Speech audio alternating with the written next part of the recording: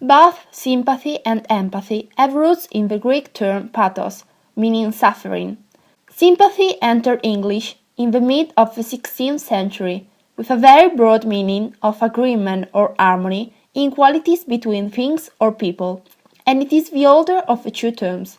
During the centuries their meaning changed a lot, particularly in philosophy.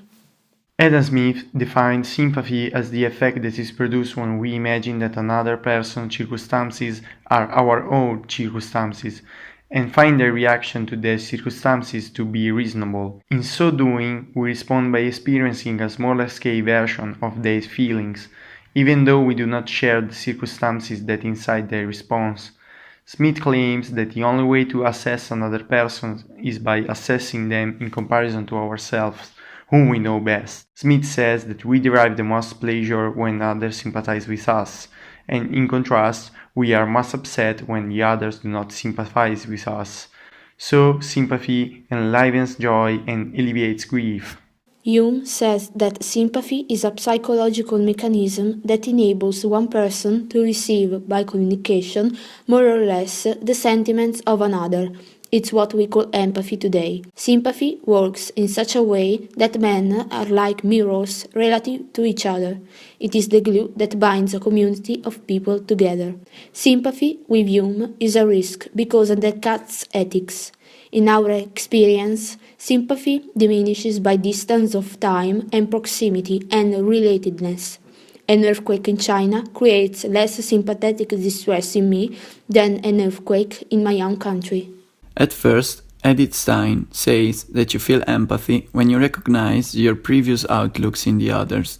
But with this system, you deceive yourself, because experiences are different for each other. To empathize, first you have to understand yourself, and then move away your own particularities in order to be closer to others' feelings. Stein also adds that empathy is only possible between similars.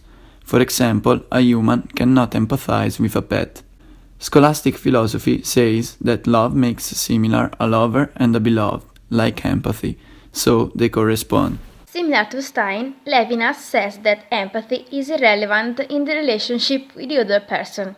To have empathy is necessary an identity between people, but every humans are radically different, so you cannot understand the feelings of the other.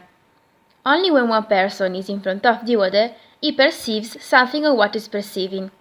In this relationship, the face plays a central role and puts a stop to my egoism, so I don't judge the other, but I only listen to him.